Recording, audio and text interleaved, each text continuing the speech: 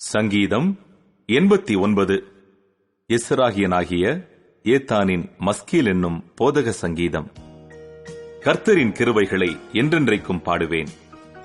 உமது உண்மையை தலைமுறை தலைமுறையாக என் வாயினால் அறிவிப்பேன். கிருபை என்றென்றைக்கும் ஸ்திரப்பட்டிருக்கும். உமது உண்மையை வானங்களிலே ஸ்தாபிப்பீர் என்றேன்.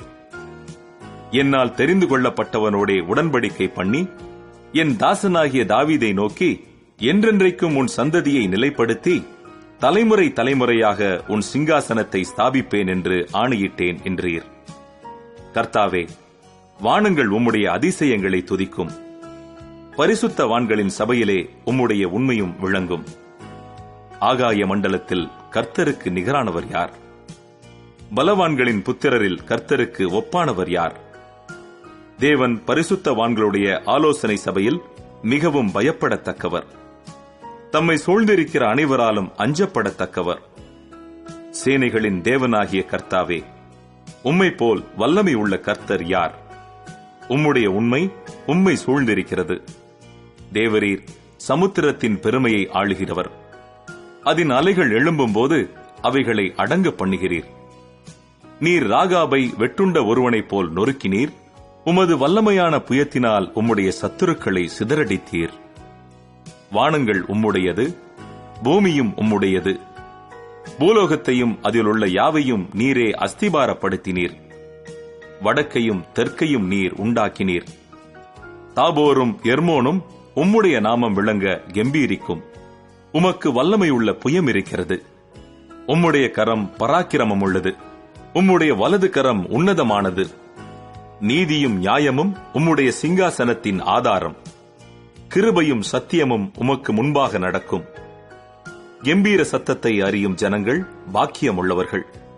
கர்த்தாவே, அவர்கள் உம்முடைய முகத்தின் வெளிச்சத்தில் நடப்பார்கள். அவர்கள் உம்முடைய நாமத்தில் நாடோறும் களி கூர்ந்து உம்முடைய நீதியால் உயர்ந்திருப்பார்கள்.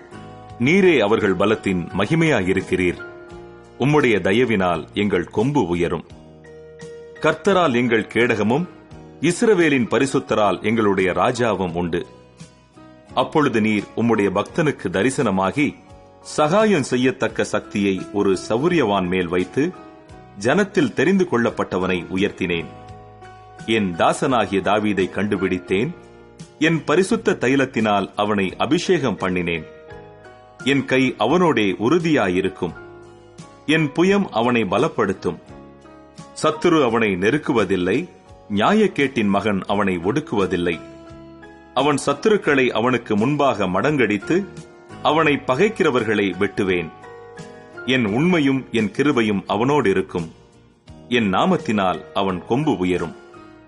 அவன் கையை சமுத்திரத்தின் மேலும் அவன் வலது கரத்தை ஆறுகள் மேலும் ஆளும்படி வைப்பேன். அவன் என்னை நோக்கி, நீர் என் பிதா, என் தேவன், என் இரட்சிப்பின் கன்மலை என்று சொல்லுவான்.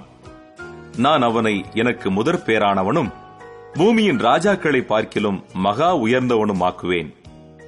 என் கிருபையை என்றென்றைக்கும் அவனுக்காக காப்பேன். என் உடன்படிக்கை அவனுக்காக உறுதிப்படுத்தப்படும். அவன் சந்ததி என்றென்றைக்கும் நிலைத்திருக்கவும் அவன் ராஜாசனம் வானங்கள் உள்ள மட்டும் நிலை நிற்கவும் செய்வேன்.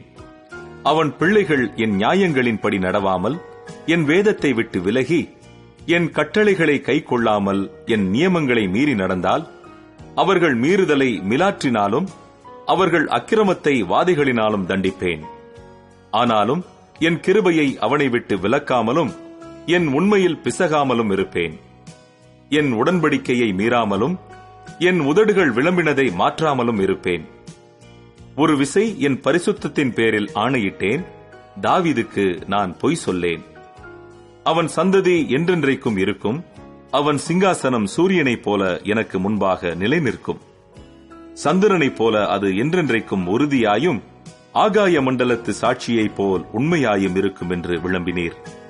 ஆனாலும் நீர் எங்களை வெறுத்து தள்ளிவிட்டீர். நீர் அபிஷேகம் பண்ணுவித்தவன் மேல் உக்கிரமானீர். உமது அடியானுடன் நீர் பண்ணின உடன்படிக்கையை ஒழித்துவிட்டு அவன் கிரீடத்தை தரையிலே தள்ளி அவமானப்படுத்தினீர். அவன் மதில்களையெல்லாம் தகர்த்து போட்டு அவன் அரணான ஸ்தலங்களை பாழாக்கினீர். வழிநடக்கிற யாவரும் அவனை கொள்ளையிடுகிறார்கள். தன் அயலாருக்கு நிந்தையானான். அவன் சத்துருக்களின் வலது கையை நீர் உயர்த்தி அவன் விரோதிகள் யாவரும் சந்தோஷிக்கும்படி செய்தீர். அவன் பட்டயத்தின் கருக்கை மழுக்கி போட்டு அவனை யுத்தத்தில் நிற்காதபடி செய்தீர். அவன் மகிமையை அற்றுப்போக பண்ணி அவன் சிங்காசனத்தை தரையிலே தள்ளினீர்.